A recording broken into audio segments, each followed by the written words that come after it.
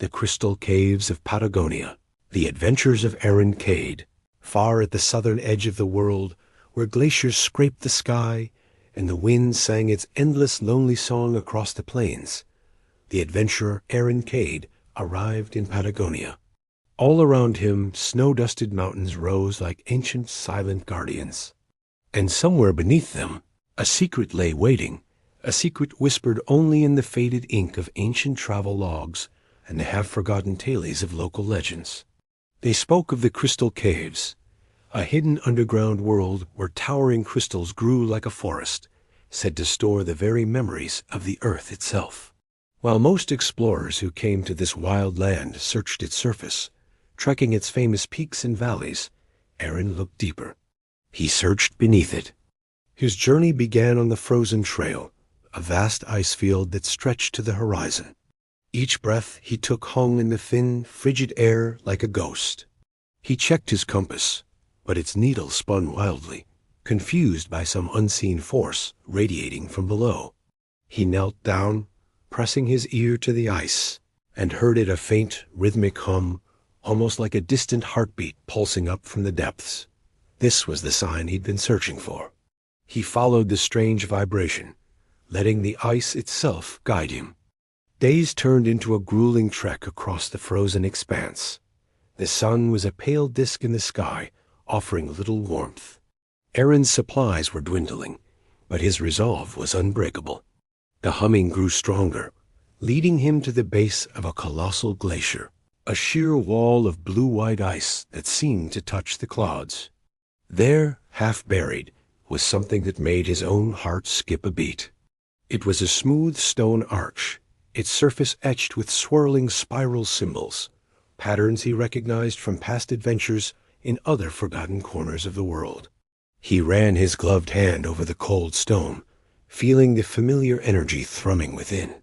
As the weak sunlight struck the arch at just the right angle, the ice around it cracked with a sound like shattering glass, revealing a descending staircase carved directly into the earth. The Crystal Caves had been found. With cautious excitement, Arin lit his torch and began his descent.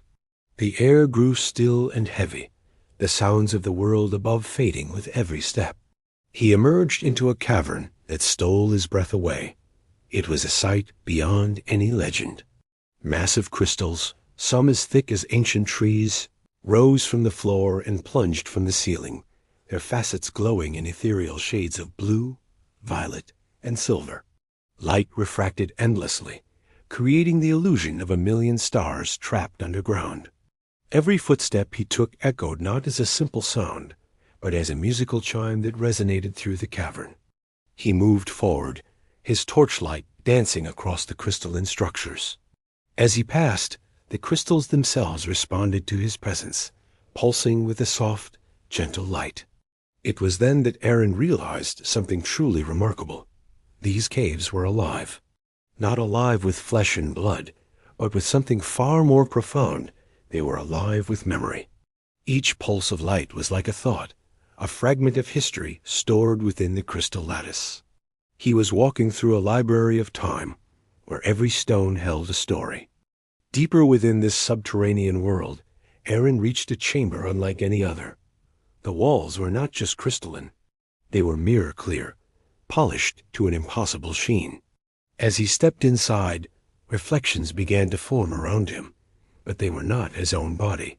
Instead, he saw moments from his life flashing across the crystal surfaces. He saw himself deciphering hieroglyphs in a forgotten pyramid, navigating the labyrinthine streets of a lost city and facing down ancient guardians. He saw the choices he had made, the triumphs and the failures, the paths taken and the ones left behind. Then a voice resonated through the chamber, calm, ancient, and powerful, seemingly coming from the crystals themselves. "To pass," it said, "you must accept who you are, not who you wish you could have been." Arin stood still, his heart pounding. He watched the visions swirl around him, acknowledging his successes without pride and his mistakes without shame. He accepted the totality of his journey, the good and the bad. As he found this inner peace, the reflections faded, and a new path formed shimmered into existence, glowing softly in the darkness. The new passage led him to the edge of a vast, dark chasm. Far below, ethereal light swirled like a frozen galaxy. Spanning the abyss was a bridge made of floating crystal platforms that constantly shifted and rearranged themselves in a silent, complex dance. A single misstep would mean a fall into the unknown. Rushing forward would be suicide. Arin paused, observing the cavern. He noticed that the platforms moved in a distinct rhythm, a pattern that perfectly matched the soft, pulsing light of the crystals on the walls. He realized this wasn't a test of speed, but of patience and harmony. He waited, watching, learning the tempo of the cave. When he felt the rhythm align, he stepped. The platform beneath his boot held firm. He moved from one to the next, stepping only when the bridge stabilized. With each successful step, the crystals around him glowed a little brighter, as if approving of his understanding. He finally reached the other side and entered the heart of the caves. There, in the center of the largest cavern, stood a colossal figure made entirely of crystal, the guardian of memory.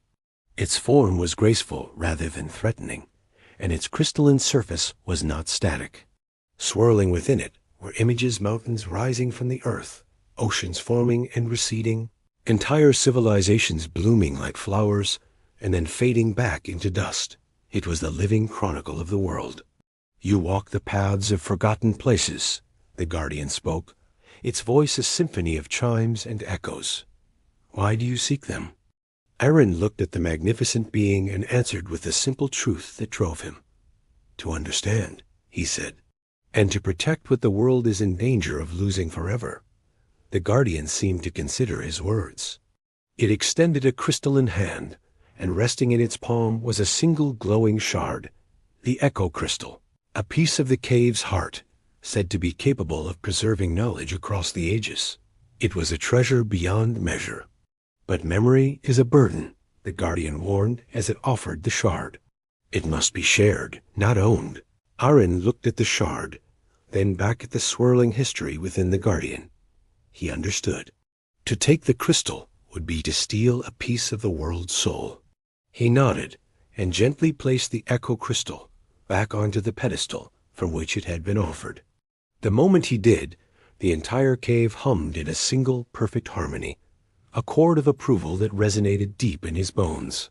He had passed the final test. But just as peace settled, the ground began to shake violently. A deep, guttural tremor ran through the caves. Cracks spiderwebbed across the cavern floor. The immense pressure from the miles of glacier above was becoming too much. The caves were beginning to collapse. The guardian gave a final, silent nod, and the escape began. Arin ran, his heart hammering against his ribs. He was guided by the glowing crystals, which now pulsed with an urgent, bright light, illuminating his only path out. The shifting bridges of the chasm reformed, just long enough for him to cross, then dissolved into nothingness behind him. Caverns crumbled, and crystal shards rained down around him. With a final, desperate leap, Arin burst through the stone archway just as tons of ice and rock crashed down, sealing the entrance once more. The crystal caves vanished from the world, protected again in their icy tomb. Panting, covered in dust, Arin stood on a distant ridge and looked back at the silent, unmoving glacier. It was as if nothing had ever happened. That night, under a sky ablaze with the southern lights, he opened his journal and wrote, "The greatest treasures are not meant to be taken. They are meant to be remembered." As the vibrant colors danced across the Patagonian sky, Arin Cade packed his gear. He turned his gaze toward the horizon, where a new day was dawning. Another mystery awaited. Another legend still slept. And Arin Cade would be there when it woke. Thanks for joining me on this adventure. If you love stories of exploration and mystery, make sure to follow for the next chapter in the Chronicles of Arin Cade. See you next time.